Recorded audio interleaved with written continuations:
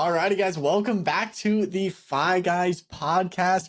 It has been a great week. Hopefully, it's been a great week for you as well. I'm excited to dive deep in today's episode. We are recapping Monday's episode about the 20 lessons we learned from managing money. This was part 2 of the 2-part series. So we're at the end of the series, unfortunately, but that's okay. The podcast will forever live on YouTube, Spotify, Apple Podcasts, anywhere you can listen to podcasts. They are there. With that being said, Chris, howdy. How goes it? How was your week, my friend? My week's going pretty great. Thanks for asking. Have a great win of the week. I'm excited to talk about. So, ever since starting it, I'm feeling a lot better. But today we're going to be going over our top 4 of the last 10 that we talked about. So you're going to have 2. I will have 2. Get into 5 Friday feedback viewer mailbag, and then finish it off with win of the week. So I say we jump right into it in respect to our guests' time who are listening. So thank you for being here as well. Dominic, do you want to start off with what one of your favorite of the 10 lessons we talked about last time was? Absolutely. So my one of 2 that I liked was the best portfolio is the one you can stick with come hell or high water. I like that one. And that goes not just for finance, but that goes for life, right? That goes for life, right? Don't pick a plan that you can't stick with. My mom always said this one thing that always bugged me. And in high school, I played freshman year football, and I didn't end up continuing on, right? And she was like, "Why didn't you continue?" I said, "I've been playing for 9 years. What do you mean?" And so it's like, where does it end? So always have a goal in mind, always have a timeline, and always have a plan that you can stick with. The plan is no good if you can't stick with it. So build a plan that you can stick with. And I love that one. Do you guys remember, if you guys watched last episode, which number that was in the 1 through 20? You guys remember? That's a bonus tip. I'm not going to tell. Go back and watch it. It's a good podcast. Go back and watch it. Okay. What's your second one? What's your first one? My first one is optimism should be your default. And the reason I chose this one is because it's something that I really struggle with. It's kind of funny. Sometimes on the podcast, we talk and we'll teach people about these things, but we're still humans too, both you and I, Dominic, in that we struggle with the exact same things that we tell people how to deal with money. Oh, you have to make more money than you spend. And yeah, that sounds really easy just to make that statement, but you still have to put in the hard work of making more money and spending less money. It's the exact same thing here. Optimism should be your default. And, it's nice for me to say that optimism should be your default. That means day to day, as your default setting, as if you were to turn on the TV, the default settings that turn on should be optimism. Your world should be colored in green or blue or whatever that happy color is for you, not in red or sadness and cynicism. And the reason I chose this one is because for me, my life is very much cynical. When I see a glass half empty, it's half empty, not half full.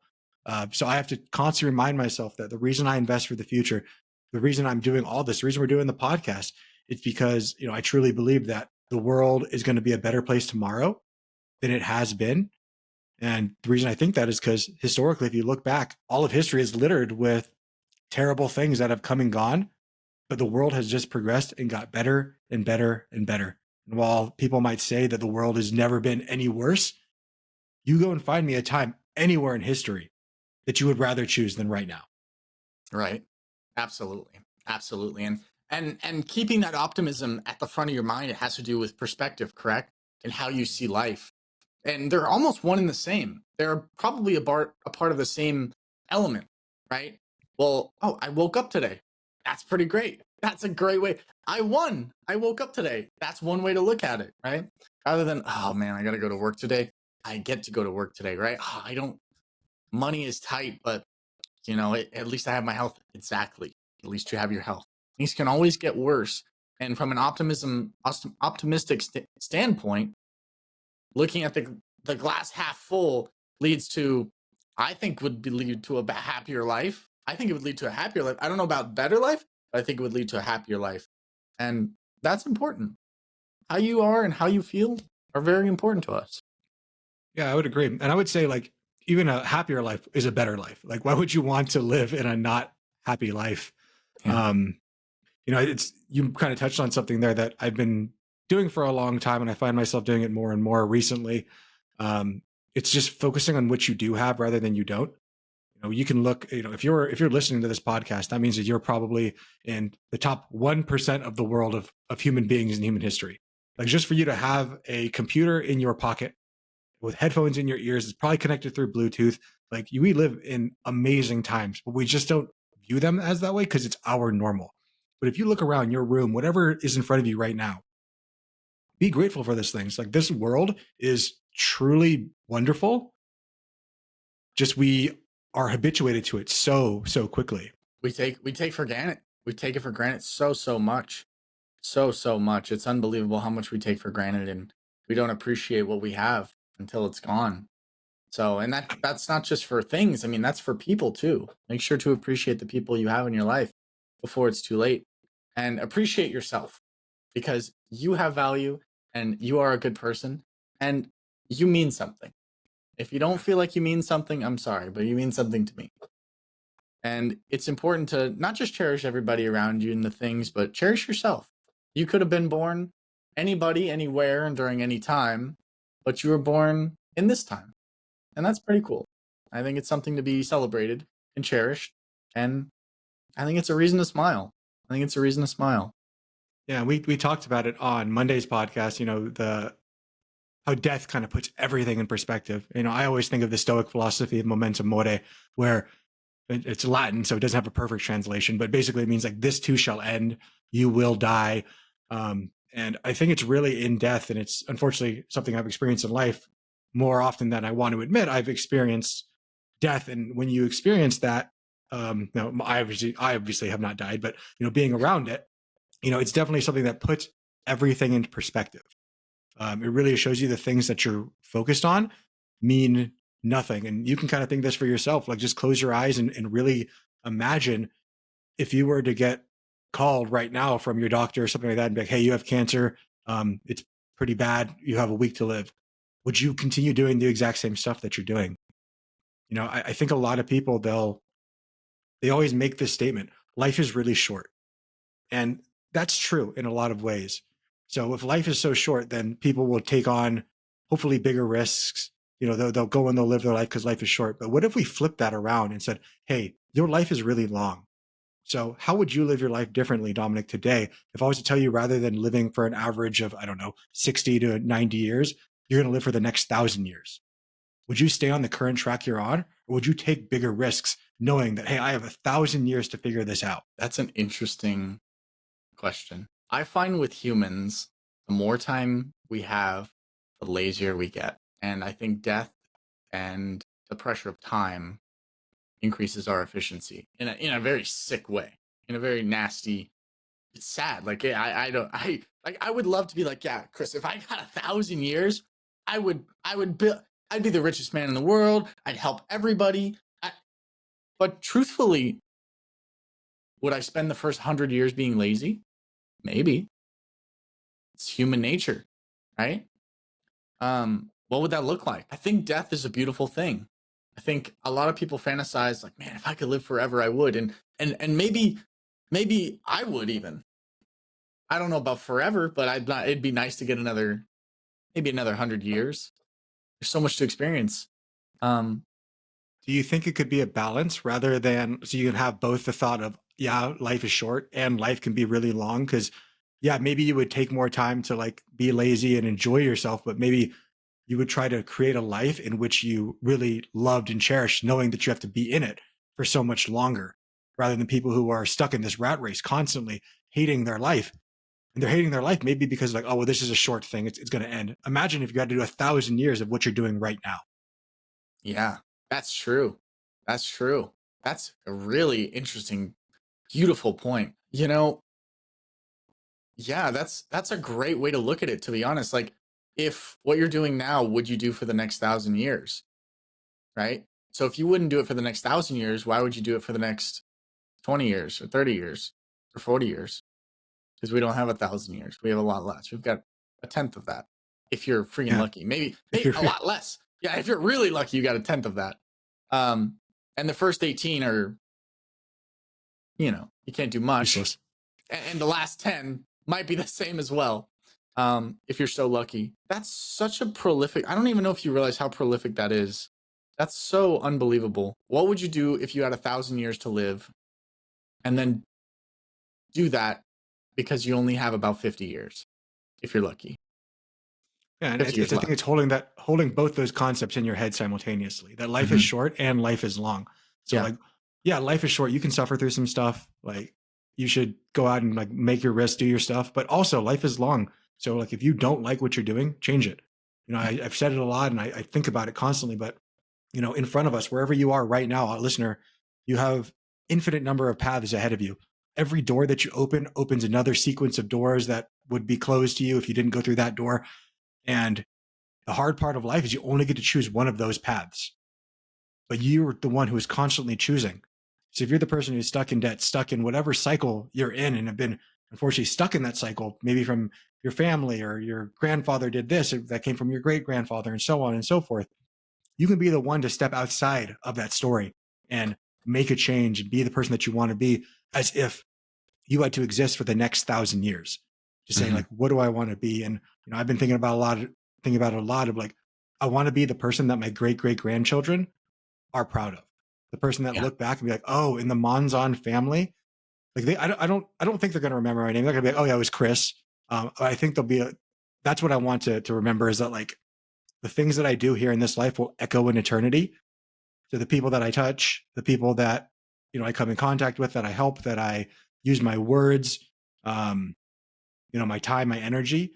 That's the thing that's going to be remembered, not the money, not the podcast, none of that stuff. It's the actual time and effort you put in that to make the world a better place. Absolutely.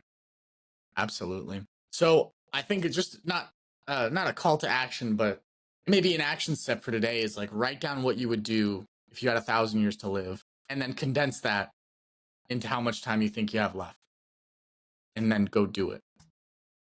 I think that is such a motivate. I mean, that's motivating me. It's like if I had 1,000 years, dude, I would spend the first 10% acquiring knowledge and wealth and discipline as a great foundation. And then I'd use my new strengths, my new power-ups, my new personality, my gift, my abilities, my resources. And I would help as many people as I possibly can. And I would build beautiful buildings, and I would run beautiful businesses, and I would give back to the community. I would plant trees. I'd build well, great things. And it's like, It's kind of crazy to think about, and it's something I fear with AI coming so fast, and like people are losing jobs left and right, and like regardless of what you look at in unemployment numbers, like this is happening. People are losing jobs, and it will continue to get worse and worse. I mean, I don't know if you've been on ChatGPT 4 recently, but like it's freaking like I it's remember there was a time unreal. where it like made a lull where I was like, oh man, this is going in the wrong direction. And whatever they're doing over at OpenAI, I know there's a lot of bad stuff happening there in terms of the company, but like that ChatGPT 4 is performing very well. And so is Claude, so is Gemini. They're all working crazy well. And I fear that so many people, their purpose right now is working. And once AI comes and takes those jobs, yes, new jobs will be created that I can't even begin to fathom. But at some point, we may get to a point where like there's universal basic income or your needs are met. But then if your needs are met, what purpose do you have? Yeah. And that's where you need to seek out what gifts do you have, like you just touched upon, and go out into the world and make it a reality. I always think of Willy Wonka, the original Willy Wonka. Yeah. There's a song in there that I find myself singing to myself all the time recently, which kind of think of this optimism thing. It's if you want to view paradise, simply look around and view it. Wow. If you want a view of paradise, simply look around it. I love that. That's beautiful. And as a kid, I never got it, but now like I actually listen to the lyrics. I'm like, oh, he's saying that like if you want to view like perfection, just look around because everywhere, wherever you are right now in this moment, is it. And that's pretty damn cool. That's really damn cool. I think we should do a whole podcast on how artificial intelligence can impact finance, and the people at large. I think that would be a very interesting podcast. I know something that both of us are passionate about. So maybe in the coming weeks, we'll put that together for the viewers and whatnot. So my number two of, the lessons, being right all the time is overrated. Rather than focusing on being right and letting your ego cloud your judgment in regards to money, right? Just focus more on making more money. Yeah, I would agree with that one. I've always liked that one because it's so difficult. One of our huge follies as humans is our ego. Yeah. And it's so hard. You know, we've talked about the 25 cognitive biases, and like so many of them are linked to that self of identity. You know, if I'm wrong, that means that I am wrong. If I lose, that means I am a loser. When none of those things are true, you need to tie the right identity to yourself. You know, I remember being a kid and really struggling with a lot of learning, especially when it came to the written language and to the written language, so like reading and writing. It was awful. You know, I kind of told my story before. Dyslexia, couldn't really. My eyes were not very good, and I kept on getting put in Spanish classes because I was brown, which was extremely racist. Yeah. But you know, it is what it was. And just kind of having that story in my head that, oh, you're stupid. You can't learn anything. And for so long, I had that in my head of I need to prove to other people that I am smart. You know, once I kind of figured things out, and that ego continued to cloud my judgment, and I found myself in scenarios where I'd be arguing for things, even though I knew I was wrong, just because I wanted to show people that I was right. Mm, interesting. So I had to change the identity from rather being the person that's right all the time to the person that is willing to put in the work and learn. Mhm. So every time that I find something now that I was wrong about or that I have to flip flop on, it's like, oh, cool. There's new information. And that new information allows me to now change the thesis that I thought I had. It's Yeah. okay to be wrong. It's not okay to remain wrong when new information is presented. And that's a powerful skill to learn. I mean, one of the things you were saying was, you know, it's easy to be right, but to learn to be wrong is even more powerful. To be that person in the class that puts his hand up and be like, I don't understand this. I might be wrong, but is this how it's done? Being that person. I mean, Simon Sinek talks about this. He was in a board meeting once. Everybody in there, MBAs, Yale, the top class, and he is not that guy. And he puts his hand up in the meeting. He goes, "Hey guys, I don't know if I'm the only one on this, but I don't understand this. This makes no sense to me." And everybody went around the room, and nobody knew. Nobody knew it. Nobody knew what the main guy was talking about. And it's just like everybody's afraid of looking dumb. Everybody's afraid of being wrong. And it's all a facade. Nobody knows anything. Everybody is winging it. Everybody's a BSer. Everybody has insecurities. Everybody's struggling with something. So why can't we as a culture say that's okay? We're all going through the same thing. Nobody is perfect. Nobody. Even that one couple in your family where it's like, wow, they got it all figured out. Every time I see them, they're a happy couple. Their house is tidy. Their finances are in order. It's like, yeah, that's true. All those things are true, but everybody is suffering with something.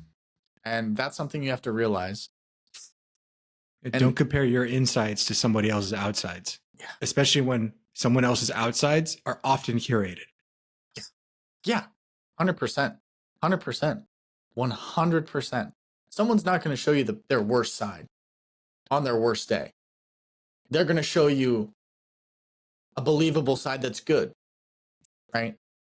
So you gotta be watching for that, right? So yeah, that was my second favorite one. Being right all the time is overrated. It has to do with ego, has to do with pride, and it's just a nasty, nasty emotion. So my one and our final one before we move on to viewer mailbag is there is a very big difference between being rich and being wealthy.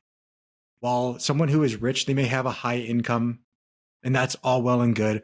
But I believe that true wealth encompasses so much more than just your financial assets. It's so much more than just a number in a bank account or a number on a scoreboard. It has to include your relationship, your contentment with yourself, with others. And I always bring it back to this, but the main question that I always think about is how do you feel about yourself when you're by yourself? If that answer is not good, it doesn't matter how much you attain in terms of money. It doesn't matter how much you try to fulfill yourself in terms of relationships or awards, academics, whatever. if at the end of the day you're afraid to be in a room alone by yourself because you're afraid of the thoughts that might come because you do not like the person that you are when you're by yourself with yourself, everything else is just like putting band-aids over bullet holes.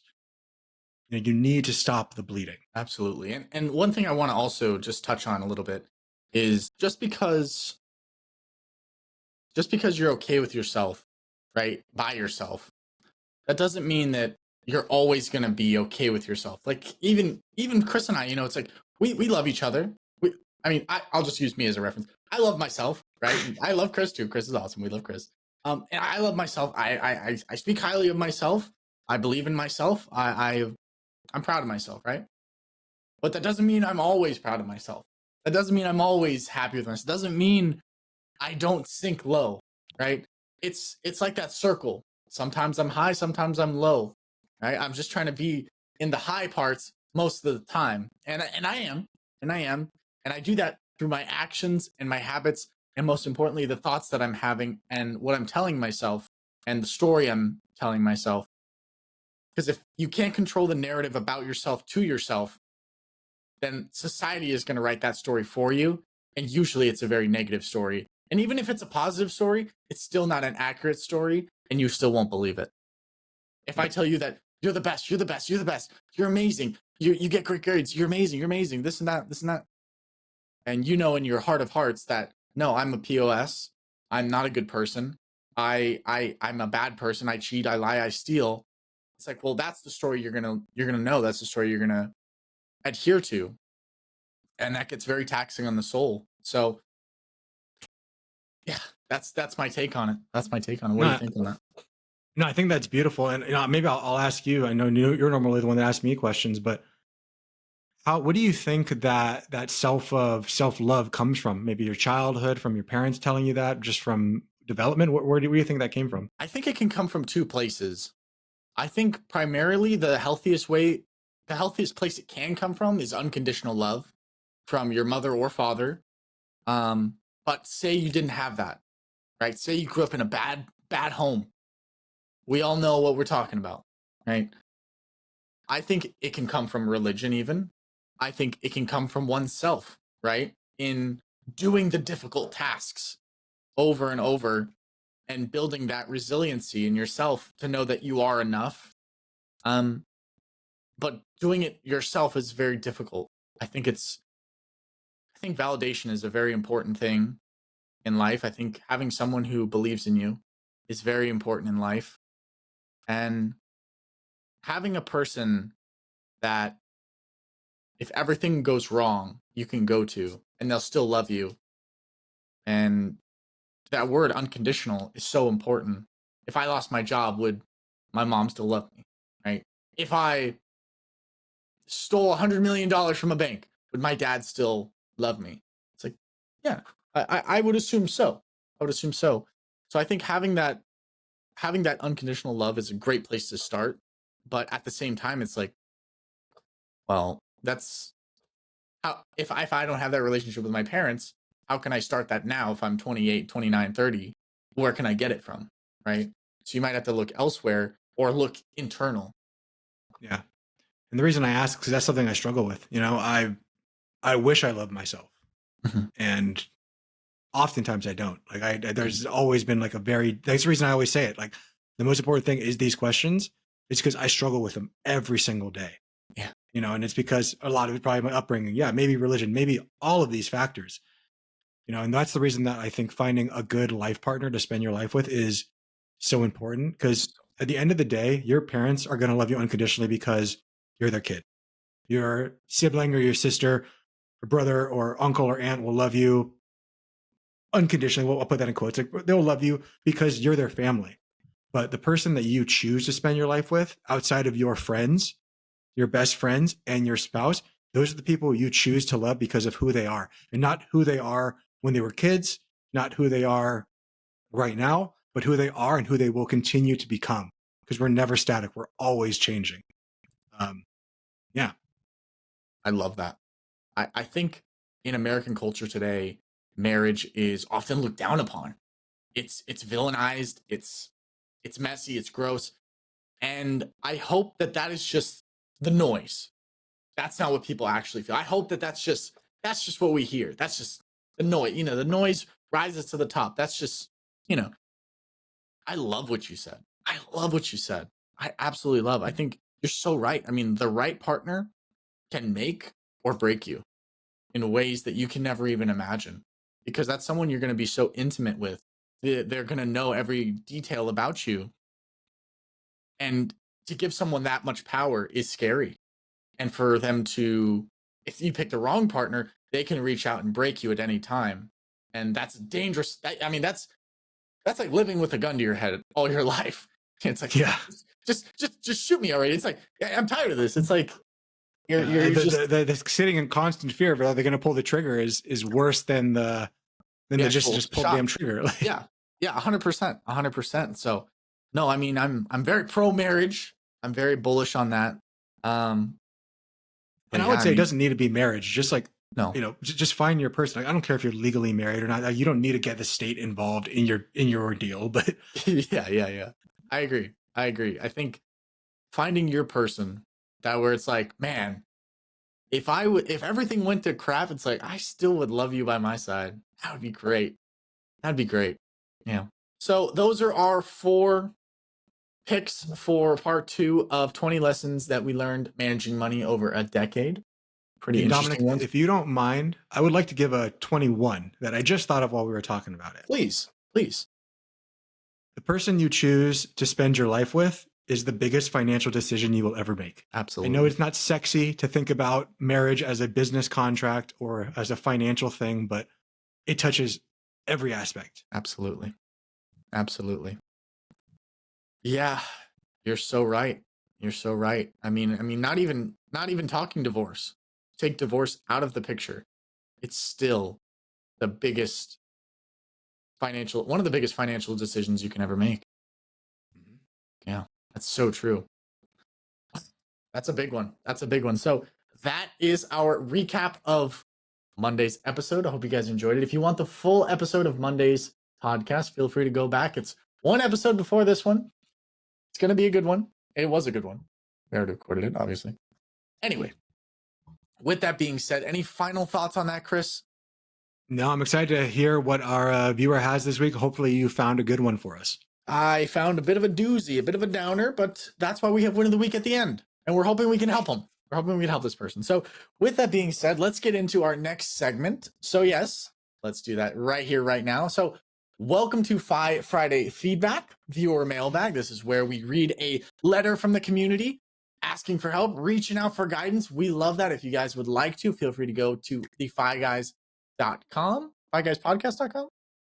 Five Guys Video Podcast. Oh no, it's just Five Guys, thefiveguys.com. Okay. Yeah, because our email in the URL, well, yeah, you get it. Or email us at the fiveguysvideopodcast.com. The Five Guys Video Podcast at gmail.com. But you can just go to thefiveguys.com. We got it. Fiveguys.com. Go to feedback, put it in there. We're good. Yep. Or in the description. Yeah, let's get to the letter, boys. Let's get to the letter. Alrighty, let's go. We got a bit of a doozy here, so strap in, grab your popcorn, get your tea ready, because it's tea time with the Five Guys. So, reverse mortgage nightmare. Grandpa's choice is putting us on the streets. Boys. Boy. This is a doozy. If you guys don't know about reverse mortgages, well, we were about to learn a thing or two. Howdy, Five Guys. Howdy. Here I am, a 17-year-old writing to a podcast, hoping that maybe, just maybe, you can offer some clarity or a lifeline from my family. You've always been the ones talking about overcoming challenges and achieving financial independence. And I feel like we're at the edge of a cliff right now, about to lose everything. Last year, my grandfather passed away at 85. It's been hard, but even harder because of what he left behind. A reverse mortgage on our family home. Our home, the one place we always had, now feels like a ticking time bomb. It's a small, modest 3-bedroom, 1-bath in a quiet neighborhood worth about $300,000. Doesn't sound like much, but to us, it's everything. And now it's slipping away. Before we go on, first off, to our viewer, I want to say I'm sorry for your loss. That's awful. Yeah. But I'm kind of questioning, Dominic. I wonder how this was their home if the grandfather took a reverse mortgage on it, It's true. that means it had to be in the grandfather's name. So maybe, this guy's 17 years old, so maybe he just doesn't know the full story. But my guess is that grandpa was the landlord or the owner of the house, and they were living in it, and it was their, like, quote unquote their home, but like not actually in their name. Interesting. They're not actually in the mother and the father's name of this writer, because obviously he's 17, he doesn't own the home. Yeah, I'd imagine. absolutely. Also, I would say, do you want to explain what a reverse mortgage is real quick? Well, let's go on and let's see if I have to explain what a reverse mortgage is. That'd probably be better. Yeah. The reverse mortgage company says we need to come up with $300,000 to settle the loan. Or they take the house. We're barely getting by as is. My mom is trying her very best, but it's simply not enough. Every bill, every letter, every property tax is like a reminder that we're running out of time. We've spoken to the housing advisors, but all we've gotten is vague answers with no real solutions. Stuff like, you have options, but none of these options seem like they'll actually save your home. I've tried to keep it together for my mom's sake and my younger brother, but the reality is, it's crushing me. We're completely alone in this. No family, no friends with the means to help. It's just us. And now I'm wondering, should I start packing my things? Do I need to tell my brother that we could be homeless in a few weeks? Is this really it? I listened to your episodes. Yeah. 1 second. So I probably should explain what a reverse mortgage is based off what they just said there. So in simple terms, reverse mortgage is a type of loan for homeowners. That's the reason I was thinking, like, the grandfather had to be the owner of the home, so it couldn't be quote unquote their home. They could live in it. It could be their house, but it's not like their house, if that makes sense. Yeah, their ownership house. So that type of home loan is typically made to people that are over 62 years old, and it allows them to borrow money against the value of their home without having to make monthly payments. Instead, the loan is paid back when the homeowner either moves, sells their house, or most likely for taking out a home equity or a reverse mortgage when they pass away. So I'm going to break it down really simply into how it works, okay? So in simple terms, it gets way deeper than this, but I don't want to sit here for 20 hours. So you borrow money. So the homeowner is going to get money from a lender, either a lump sum, monthly payments, or as needed, using their home value as collateral. Therefore, they have to make no monthly payments. So unlike a regular mortgage, the homeowner doesn't have to make monthly payments on the loan anymore because now they took the loan out. The loan's going to grow over time, and the amount owed increases because the interest rate that's continuing to add up. And then there's going to be a payback time. So the loan has to be repaid when the homeowner, again, either moves, sells, or most likely passes away. Usually, the house is sold when the person passes away, and the proceeds go to paying off the reverse mortgage. So, in short, a reverse mortgage lets older homeowners get cash for their home's value while they're still alive, but the loan has to be paid back eventually, often by selling the house. Interesting. So that's the risk. Gotcha. I have a very niche question. If you don't know the answer, that's totally fine. This really wouldn't be a question anybody would ask, but I'm just a little bit curious. Say you have to be over 62, right? Or in ballpark, right? Say you're 70. You've got 10 rental properties. Could you reverse mortgage all 10 properties? Get a bunch of cash? Or is it what? Can you only do like one reverse mortgage? No, you can do that. Really? That's crazy. Okay. Yes. I was just curious about that. The reverse mortgage, it's the lender is the one who takes on the risk, because the way that they make more money is by selling the house at an appreciated level than they gave you the loan, because housing is always supposed to go up, right? That's the old adage.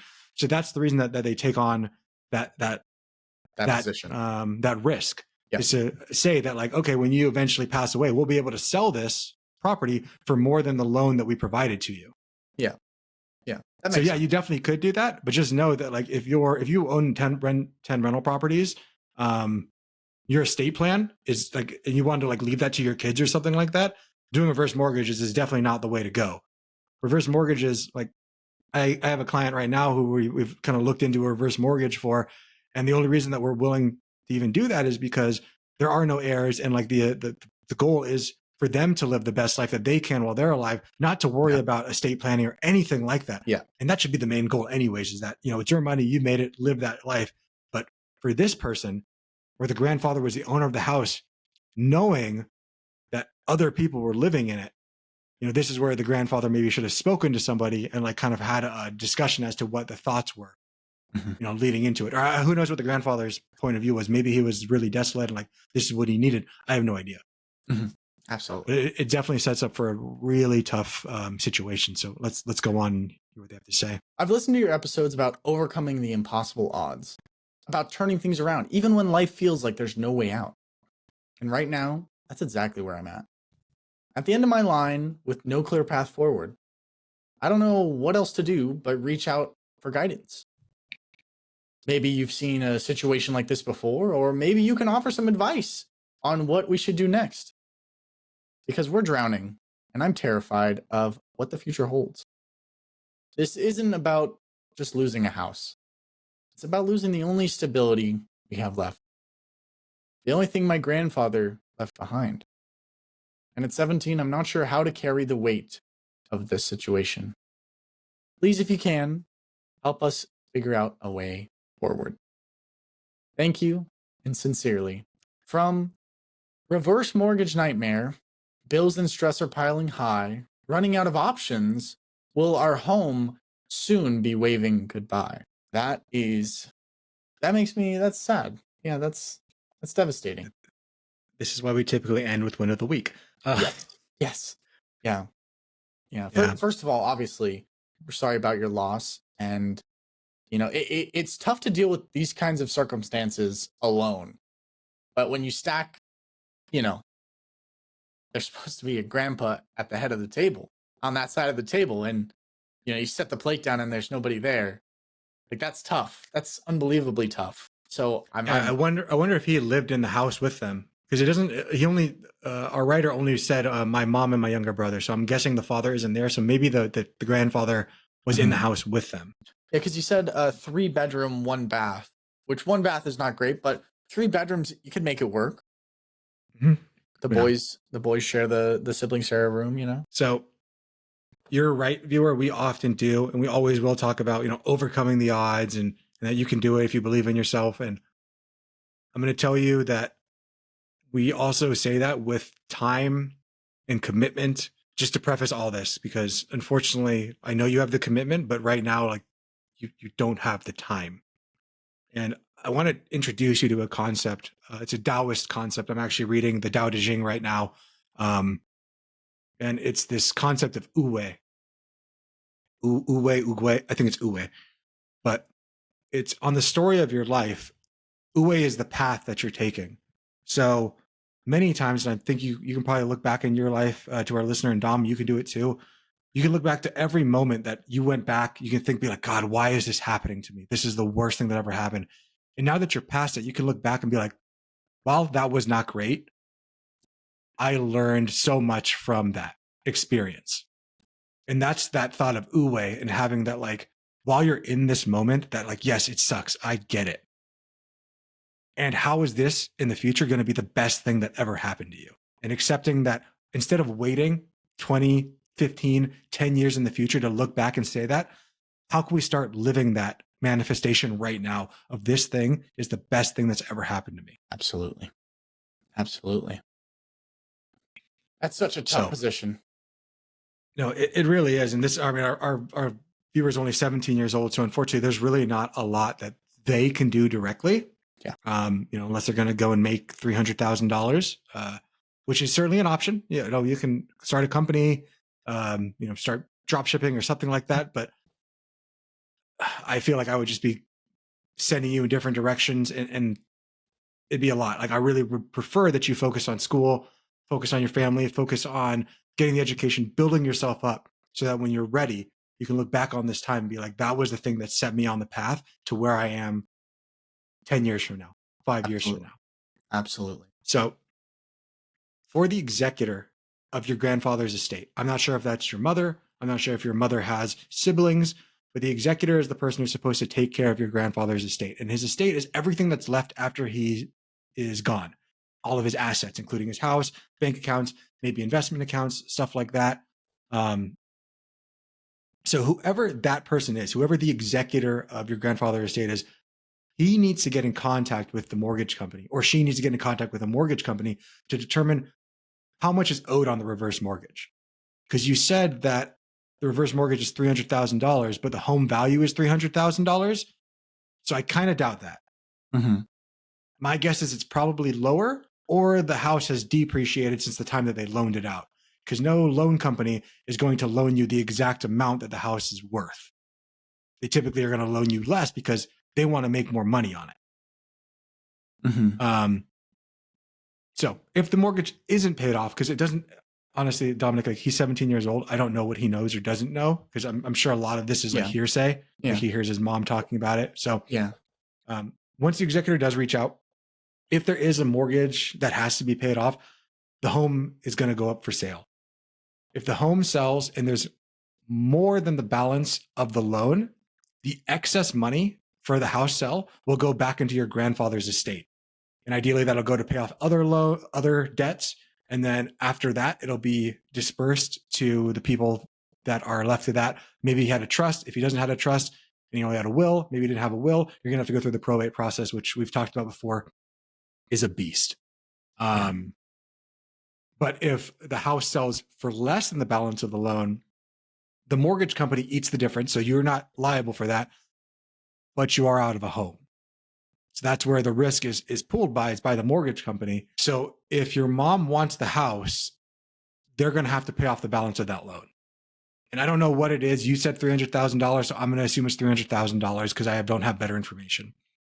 So simply put, your grandfather's estate beneficiaries, the beneficiaries are whoever the things are left to. They're going to inherit the house, and they're inheriting the house with a reverse mortgage on it. So they only have two options. Option one, and this is already happening, is they're going to sell the house, pay off the mortgage, and take whatever's left, or more likely, whatever is not left. The other option is they retain the house and they get the mortgage by paying the amount owed on the reverse mortgage. Yeah. So if I was you and I was in this situation, the first thing I would do, well, I mean, you're 17, so there's probably not a lot you can do. Yeah, there's not much you can do, yeah. But say it was me at my age, or at 18 or 20, and I was you, the first thing I would try to do is contact the reverse mortgage company and ask for specifics about the repayment options, deadlines, and any available extensions. After that, I would explore some loan options, because if you need to come up with $300,000, we better explore that. So if the family wants to keep the home, they have to look into financial options to repay the reverse mortgage, such as a traditional mortgage. At the beginning of the letter, he said that his family has been in dire financial restraints. Dire financial restraints typically isn't, or constraints typically isn't like, and we're going to get a $300,000 mortgage. It's maybe very hard to qualify. And for a 17-year-old, you don't qualify automatically. I know that both those things probably don't sound feasible to you. So I would consider selling the house before it gets foreclosed on and avoiding any further debt, and maybe even have the ability to retain some possible equity that may come back into your grandfather's estate and eventually get dispersed out if there aren't any other debts that need to be paid first. So I know that you're seeking professional help right now, but you need to continue to consult whoever's in charge, maybe the probate or the person, the beneficiary or the executor. They should probably really try to find a real estate attorney for guidance on this, or like a financial advisor who specializes in reverse mortgage laws. Because I don't know enough about it to be able to like tell you that you can do this or that. Yeah. From there, like negotiate with the lender, negotiate with the reverse mortgage company. Ask maybe about like a short sale, or if there's any other options the lender might be able to accept for less than the full balance owed. You know, the worst thing they can do by asking is they say no. They're not going to be like, oh, you asked that question, we've just doubled the load now for you asking a dumb question. There are no dumb questions. Like, this is coming down to your livelihood of getting kicked out of your damn house. Like, start hailing Marys, bro. Like, throw anything you can downfield. Absolutely. Um, I don't know of any government assistance programs, but you can check. I don't know what state you're in either. So maybe your state, or there might be a federal program that can help with housing and foreclosure prevention, maybe to like keep you and your younger brother and mother off the streets. That could be something. Um, and I'm really sorry to say this, but in all actuality, I really think you do need to prepare for the worst case scenario.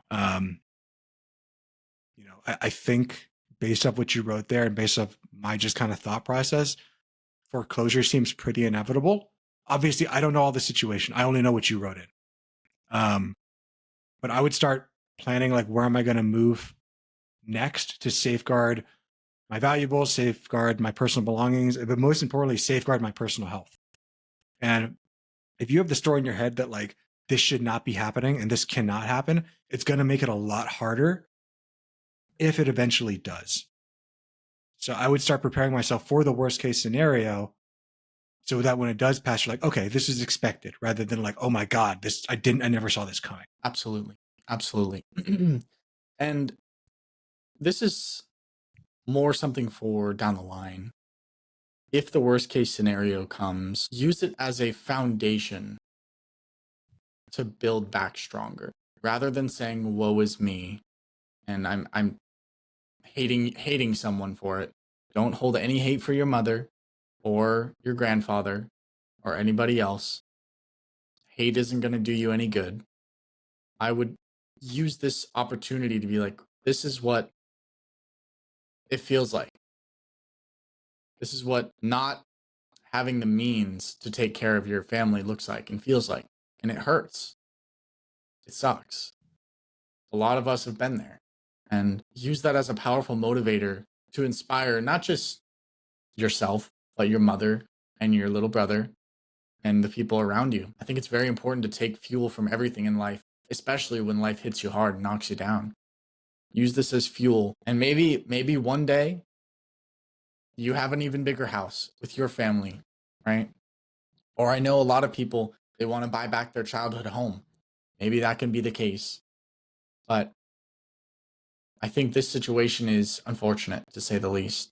But I think there's still things you can take from it to build yourself stronger. But I agree with Chris with, getting a financial advisor that specializes in reverse mortgages, and look for government assistance if you can. I don't know what is needed to qualify on a loan like this in your state, right? You wouldn't be able to qualify being that you're 17, but maybe getting a job or a part-time job just to help your mom out with the bills a little bit, not necessarily to save it, but she's been carrying the load for 3 people, maybe even 4 people, for a while, and it would be a fresh way to get a step up as a family and a great way to kind of build a new chapter. So that's what Yeah. Unfortunately, there's no easy way, but just like Dom talked about, and like I talked about with that concept of uwe, start to think about like, how is this the best thing that ever happened to me? If you're writing the story of your life, this might be that chapter that like, and then things really turned around. But sometimes in order for us to experience the highest of highs, we need to experience the lowest of lows. And right now, you're 17 years old. I know this seems like the sky is falling. And in many ways, yes, like you're losing the roof over your head, but you're still going to have your family. You're still going to be alive. The sun will rise tomorrow. And like we talk about often on the podcast, anything is possible and you can achieve your dreams. It just takes time and it takes commitment. Don't allow this to destroy that commitment that you have to bettering yourself and that vision that you can get there. Because if you believe you can get there, you will. But if you believe that like it's impossible, I was screwed over or whatever, you're not going to get there. Absolutely. But we believe in you. I believe in you. I know Dominic believes in you. Yep. You can do this. I'm really sorry for what you're going through. I'm so sorry for your loss. I wish I could do more. And that's the hardest part, Dominic, like as a financial advisor, when someone comes to you in these situations, that's something I really struggle with like a lot, especially someone who like struggles with anxiety and stuff, is when someone comes to me to like, hey, I need help with this stuff. And like, I help them, but like, I'm like, as a financial advisor, like I'm not going to pay off your $300,000 mortgage. No.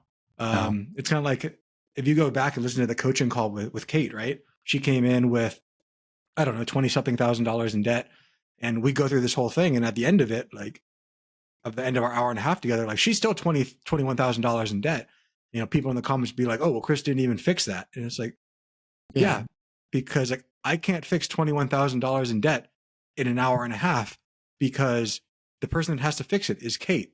So Yeah. what I worked on fixing was Kate so Yeah. that she could be the hero of her own story. So that might be the bigger thing that you need to take away from this, viewer, is that you need to be the hero of your own story and seeking out guide. Like when you go out and you seek guidance from an advisor or from a mortgage professional or something like that to try to figure out, you know, the government assistance programs, you're just seeking a guide, not a hero. You're the hero. You're seeking the guide to help you to get where you need to go. Don't become a victim. Don't be a villain. Too many people are playing that freaking character. Be a hero. Your own Absolutely. story, because no one else is coming to save you. That's the truth of it. That's the truth of it. We wish you the best of luck. You've got this. And we'll be thinking of you. With that being said, we're going to move on to our third and final segment. This is where we do our win of the week, where we kind of end on a little bit of a happier note, kind of a personal success of the week that Chris or I have, usually both of us. So, Chris, what do you got for us? What's your win of the So week? this one's kind of funny and not funny at the same time. So a few weeks ago for my win of the week, the win of the week was I stopped having to wake up at 4 a.m. because, you know, I realized that I was telling myself a story that in order to be a good person, in order to be a strong person, I have to wake up at 4 a.m. and start working out and getting after it for the day to be better than other people. And I thought I was past that. So I stopped waking up at 4 a.m. for like a month. And during that month, I noticed that I was waking up. You know, at first it was like, I'll wake up at like 6 or 7. And then that ended up becoming like 7 or 8. And I just noticed like that feeling of how I felt by myself when I was about myself when I was by myself was pretty negative. And a lot of it started because I felt like I was failing myself, like I wasn't being the best that I could be. So I started waking up again at 4 a.m., started cold plunging, started doing, I mean, I was doing cold plunging, but like I'm waking up at 4 a.m., like doing all the stuff that I was doing before. And man, if there is something that can't tell you that you're having a biological experience, it is just like waking up at 4 a.m. and like just having that. I also realized though that this 4 a.m. thing is not sustainable and that there is a story that is playing in my head automatically of like, if you don't wake up at 4, you're a shitty person and you're a shitty person because you can't do hard things and you can't do hard things. And why even try to become a better person? Like, and I can see the sequence, but through a lot of meditation, I understand the sequence. That doesn't mean that I have the ability at this point in my life to break it. So the win of the week is both a win and a loss in that I was not ready to stop doing the 4 a.m. wake ups. It was just too much on my mental health. Like I found myself like falling off my diet, not going to the gym, not like doing my work that I need to do. Like normally when I'm awake, I'm working, I'm learning, or I'm working out. Like those are the 3 things that I'm doing. And when I'm not doing those things, it's because Brent, my wife, is home and we're spending time together, or I'm spending time with the dogs. So spending time with family, or I'm doing those other 3 things. And I just started finding myself like really not liking who I was, not waking up at 4 a.m. And I think just the 4 a.m. thing is just the start of the day. It's not all of it. So don't take it as like, oh, if you don't wake up at 4 a.m., you're a piece of shit. Like that's just what starts it from all the other things that I need to do. So it's kind of a whole rather than just one part.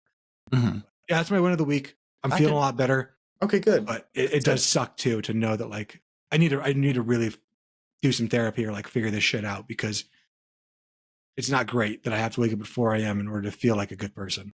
No, I think it's interesting because for everybody else, it's the opposite. Like, I'd hate to wake up at 4 a.m. I would never want to, and you want to.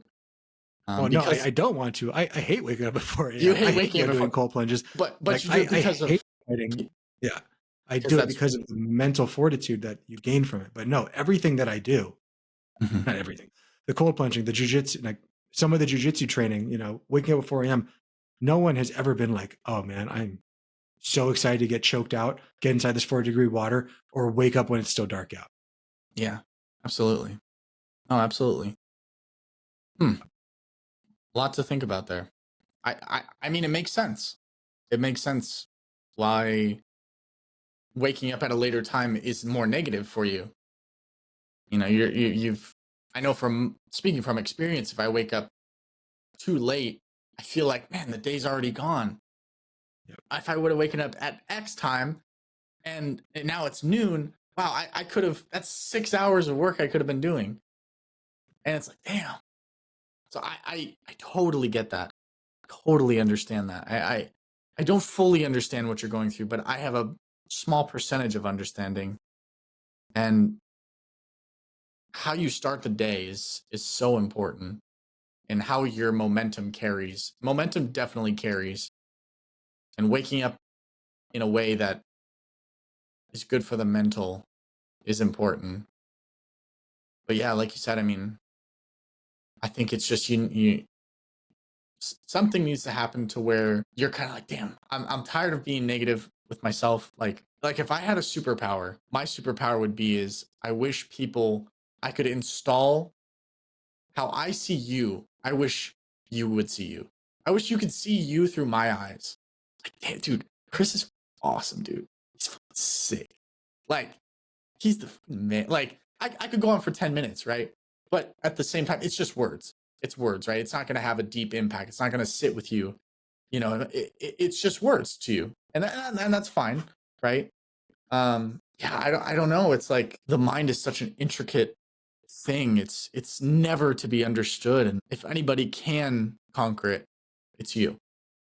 Yeah. And I think I'll figure it out. It's just, it's crazy because like the things I always want to teach and the things I teach you and I teach the Mhm. audience member, it's like the reason I teach it is because I go through it. Like Yeah. I'm experiencing it too. And that's why I always say that like you're having a biological experience and you're telling yourself a story. Yeah. And like, you know, I told you the story I tell myself when I wake up at 4 a.m. And this story is so automatic. Like you can see the sequence of like, oh, you didn't wake up at 4 because you can't stay committed to yourself. You can't stay committed to yourself because you're weak. You're weak because of this. You're this. And like that whole story ends up playing. And it's like, oh, I wake up at 5 a.m. Mm-hmm. The whole story doesn't play. It just plays at the end of you're a piece of shit. Why even try? Yeah. You know, and that's difficult. That's something I need to work on. Yeah. But I can say like waking up at 4 a.m. this past week, sticking to my like to the things that like I have to force myself to do that are hard. And I get if someone probably watched the video of my life, they'd be like, this guy's a freaking psychopath. Like this all looks awful. Yeah. And I don't want to always have to be the person. I don't think it's sustainable. That's what I'm afraid of, is that Yeah. one day it's going to be like, I can't keep doing this. I don't want to be like David Goggins, like running on 2 broken knees because I feel that without it, I'm just a loser. And hail David Goggins, like he's the freaking man, but Yeah. that's not the life that I want for myself. Absolutely. It's about living with intention and really becoming the person you want to be and remembered for. And yeah, there's a lot to think about. Lot to think about. But like I said, if anybody can do it, it's you. It's you. So I'll continue to work on that as long as our viewer continues to stick on the path of financial independence and Absolutely. continue to keep growing. We're all growing here together. That's the beautiful part of this community. It's not just financial independence, it's all aspects of life.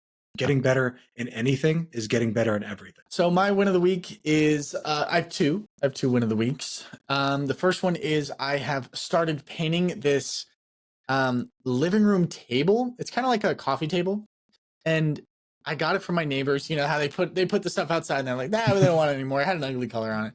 So I took it, I sprayed it down. I kind of destroyed the wood, so I had to repair the wood. And I've now started painting it with this beautiful Sherwin-Williams like emerald urethane. Like it's like acrylic. It's like it really is hard. It's what they use on cabinets and whatnot.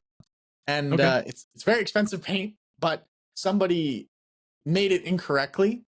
So it was mistinted. So when it's mistinted, right, you can't add any more stuff to it. Like it just is what it is. And sometimes people will come in like big painters and whatnot. They'll just be like, they'll buy all the mistints, right?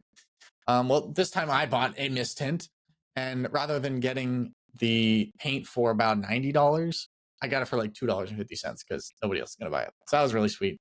So I'm really excited to see how it turns out. That, and I have recently started reading a book by Miyamoto Musashi, I believe is his name is pronounced? The Book of Miyamoto Musashi. Yep. Miyamoto Musashi. Okay. The Book of Five Rings. I'm not that far into it, but I've started it, and so far it's enjoyable. It's very interesting. I think it's one of those ones that I'll probably have to read or listen to once a quarter. It's good. It's good. It's how are you reading it? Are you just trying to read it like chapter by chapter? Audible. So I'll do like right now I'm listening to it on YouTube. So I'm gonna do a full pass through of it, and then I'm gonna run it back another time just to let it sink in again. And then I'm just gonna chat GPT and like what can we take away from this book, and that's kind of how I'm going about it right now.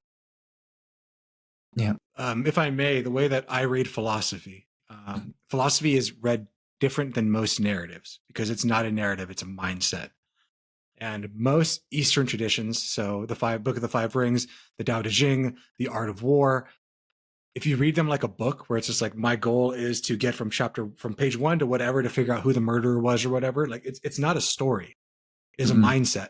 So like right now I'm reading the Tao Te Ching, and it's the book by Sun Tzu, and it's all about the Tao and what the Tao is, what the way actually is. And the way that you have to read those books is the same way that you would read Meditations by Marcus Aurelius. You don't just listen to the whole audiobook and be like, all right, got it. You need to have the book physically, I think, or like have the writings physically, because a lot of what's in the Book of the Five Rings, I read that a long time ago too, and I didn't read it the right way. Or it's not the right way. It's the way that I think works best is to read it and like really meditate on it and try to like figure out what is the author really saying. Because Miyamoto Musashi in his book, as you read through it, you're like, I don't know what the hell's going on majority of the time, because they write in parables, just like how Jesus Christ would talk. Like if you just read the Bible through majority, I mean, the Bible has more of a narrative format than most of anything else, and that's why I think the Bible is so prolific, is because it has a narrative format. But Eastern tradition is just as prolific, just it's not a narrative format. So you have to actually engage, and it takes a lot more work because we as humans, we learn in stories. But you can also learn by just really enveloping the information and reading and rereading and rereading, and don't move on to the next page until you have kind of figured out this is what this page is saying. Definitely. That's what a parable is, like a Buddhist parable. Like, what is the sound of one hand clapping? And you answer that question and you're like, I don't know, like what's the question even mean? And maybe that's the point of the question, is that it doesn't matter, and you have to reflect on that and say, why do you need to know? That's unbelievable. Yeah. I'll pick up the book. Very cool. Well, those are our wins of the week. A bit longer than normal, but nonetheless, wins of the week. We hope that you guys have a great week ahead of you. A prosperous week, a healthy week, physically and mentally. We hope that you reach your goals, or at least start taking steps towards them. Here at the Fi Guys, know that we're not just sitting up on our perch on our high hill, preaching down to the peasants. No, we are amongst the people, taking on the status quo, challenging the financial status quo, and right there beside you in the battle of financial independence. We hope to see you back here. If you're not already subscribed, I'm baffled. Truly baffled. If you're this far in and you're not subscribed, unbelievable. But I know you'll subscribe. I know you'll follow. We appreciate you. Feel free to share it with a friend who you believe deserves financial independence and a bit of psychology mixed in with it, and Star Wars references. And philosophy. We do a lot over here. No Star Wars references today, but podcast isn't over. Anyway, with that being said, hope you guys have a great week, and may the Force be with you. We'll see you guys later. Bye, guys. Ding. Later. Peace. This video podcast is sponsored by Monzon Wealth. The content in this podcast is for informational purposes only and should not be considered financial advice. We do not endorse specific products or services. Past performance does not guarantee future results.